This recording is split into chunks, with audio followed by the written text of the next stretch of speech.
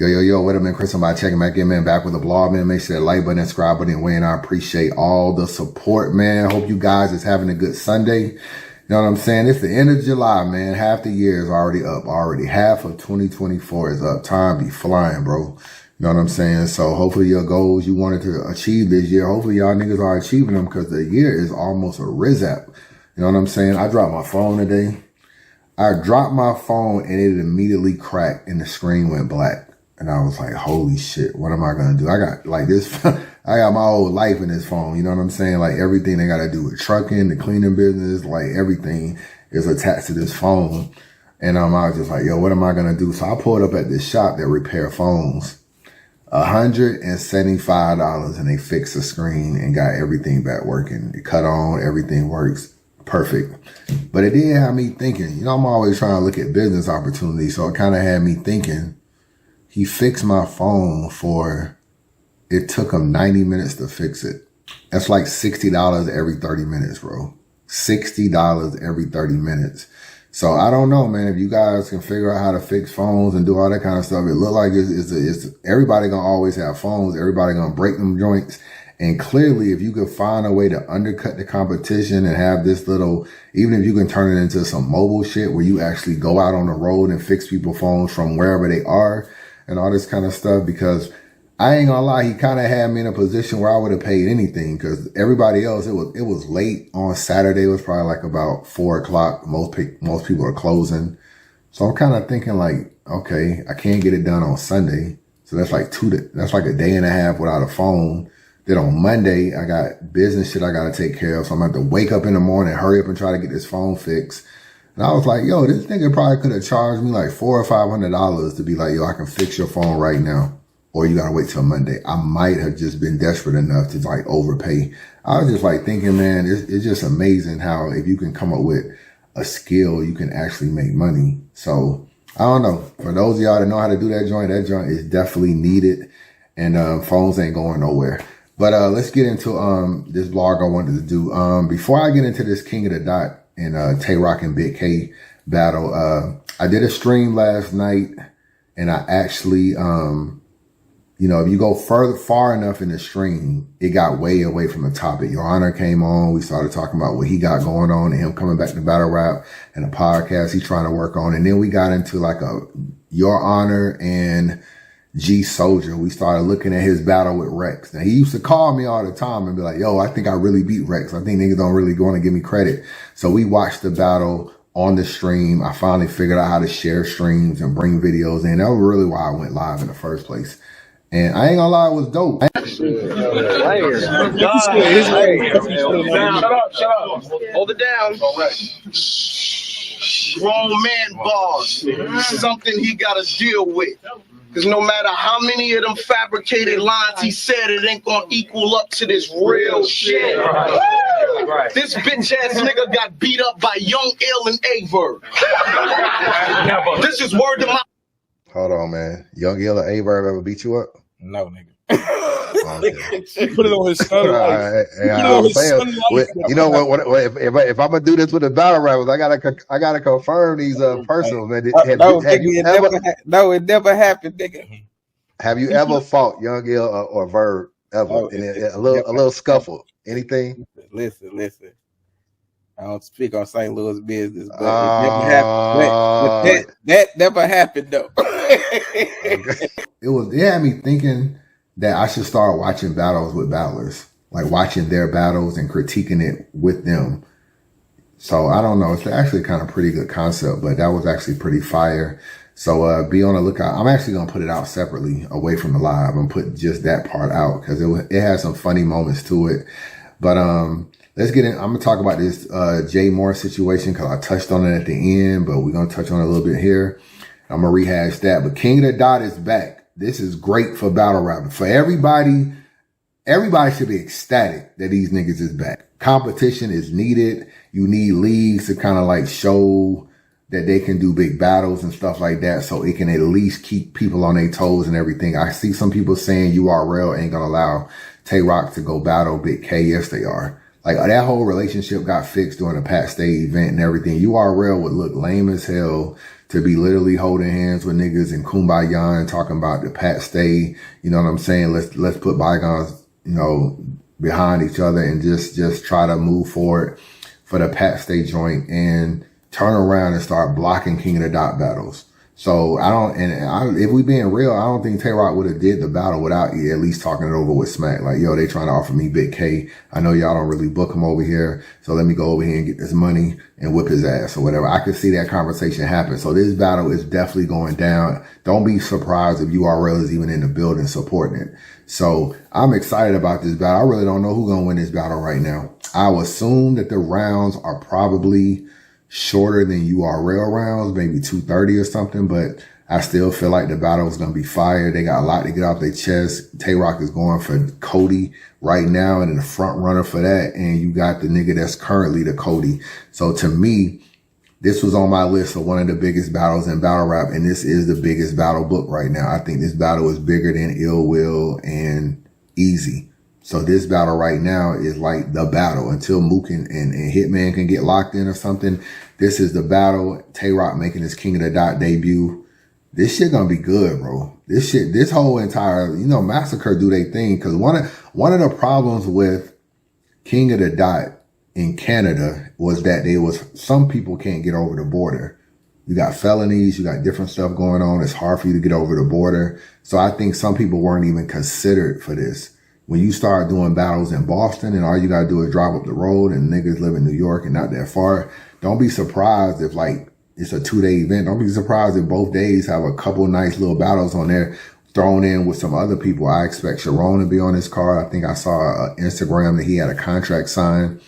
This shit gonna be fire. This shit really gonna be fire. I ain't gonna lie. So I'm gonna cop the pay-per-view and definitely check it out. And I'm glad that they back. So we need to make sure that we support and we talk all this stuff about, oh, get back to the battles. We don't want to hear about Hitman and Verb and all this. Get it off the internet and you got an event that is back to the battles. Support it. Support it. You know what I'm saying? I think they also announced Chilla Jones and Rex. I think that's also a good battle. It's definitely a style clash. You kind of don't really know what to expect with the scheming of Chilla and the way Rex style is. It's a battle I wouldn't really like anticipate them putting them two together, but I ain't mad at it. I'm not mad at it at all because I feel, just like I said, the rounds will probably be 230. Perfect for Rex. Rex coming off the chess battle. So I'm expecting Rex to do his thing, man. I'm expecting Chilla Jones to do his thing too because I really don't know what happened to Chilla, bro. I do not know what happened to Chilla. And he's also kind of this is like a King of the Dot Chilla Jones. I think he got the league TBL or something. This is kind of like a collaboration. So that's why you see Chilla all over the post and promoting everything.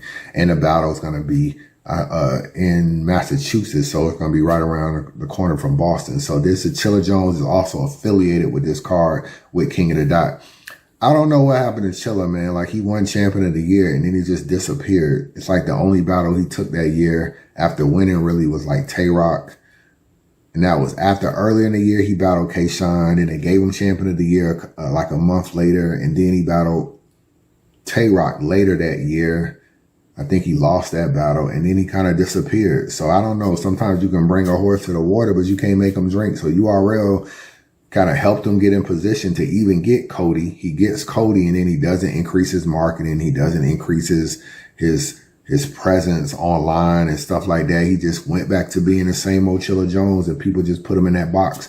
So I don't think he really defended his title the way he needs to, but this is another good battle. This is just another good matchup on the card. So I'm excited about this card. I think it's dope and I'm glad King of the Dot is back because I've been hearing Organic talk about we're going to be coming back, but I wasn't seeing shit. So it's cool that it's back because we need a league where, okay, y'all don't have no issues with URL. Now you might can get some other shit over there down the road. You might can get Twerk and Bigg K over there. You might can get some other stuff over there. Bring Ill Will and have him battle over there. Now, everything don't gotta be on URL. And we already know that the visuals and the presentation, we already know that shit gonna be good. And to keep it real with you, they got the best crowd. King of the Dot has the best crowd in battle rap. Niggas don't be over there booing. Niggas don't be over there hating. And niggas be over there showing love. So you can't really be like, oh, them niggas was biased. You ain't gonna get that over there. So for me, I'm not mad at it. I'm definitely not mad at it. What else I want to say? I spoke yesterday about Jmoor situation because a lot of people was wondering like what happened with Jmoor and URL. So Jmoor was on URL a long time ago. He battled Brooklyn Carter like 4 years ago. You know what I'm saying? So URL actually had Jmoor as a talent before he was on the trenches. And I don't know what happened with that situation. I don't really know, but he had a battle with Brooklyn Carter. It seemed like he was kind of, you know, getting some love. It was kind of like a little one-off or whatever. So the fact that he ended up in the Crucible process seems to be like a step backwards because the battle that he had with Brooklyn Carter wasn't even a PG or a Crucible. And it's like, then you put him back in the Crucible process, which I kind of think kind of didn't really make sense, but I don't know. They put him back in there. So he's going through the Crucible process. He also hops in the trenches.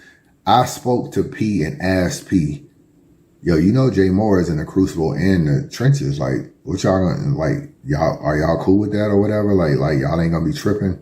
And he said he had no problem with Jmoor battling on the trenches. He said Jmoor wasn't signed. He could do what he wanted to do. And when it comes time for him to be on URL, he'll have to make a decision. Okay, cool. He gets his buzz over here. He's going through the Crucible. He's going through the trenches. He gets his buzz or whatever. And I guess URL, based on the interview he did, I guess they tried to get him to sign a contract and kind of was like, yo, you sign this and then you can't do this over here.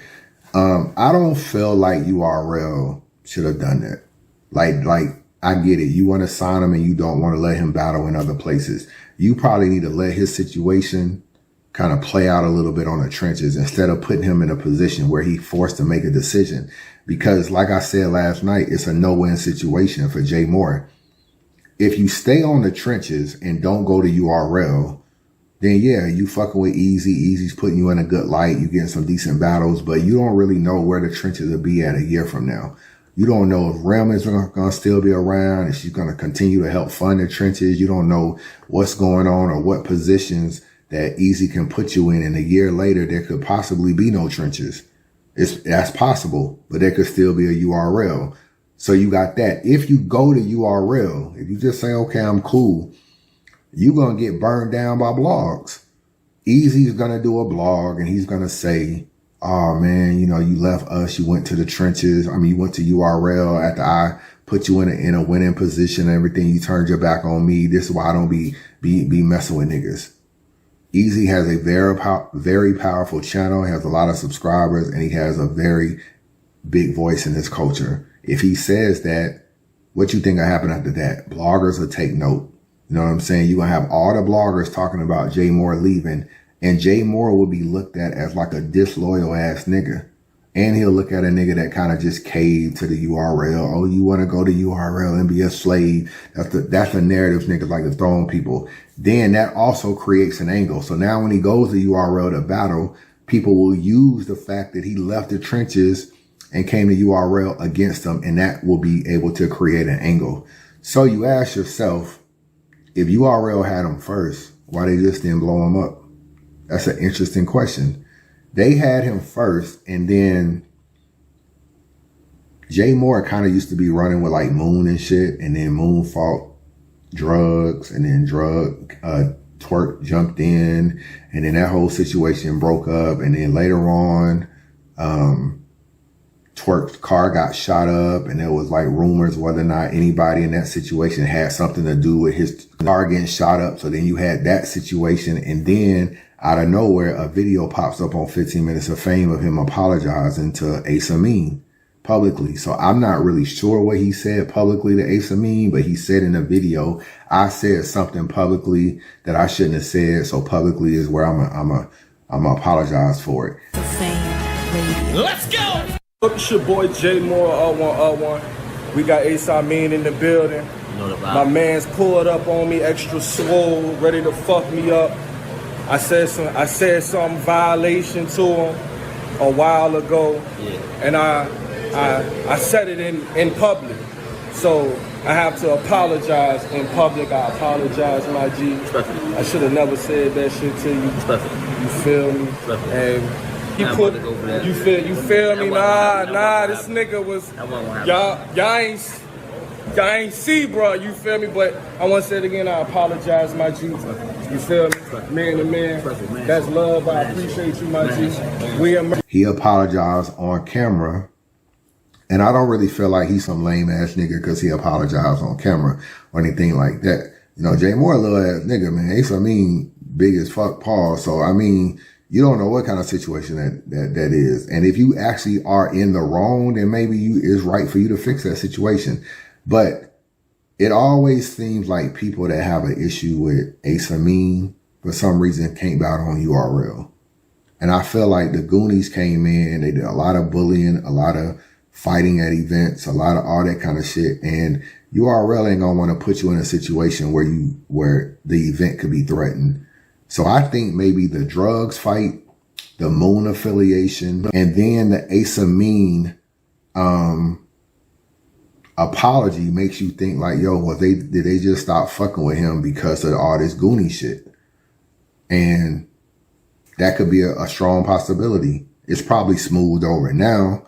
And there's no problem with him battling or being in the same room as them niggas and all this kind of stuff. But, you know what I'm saying? Them niggas ran drugs out of battle rap. Drugs don't battle no more. And I don't know what's going on with him and his legal situation.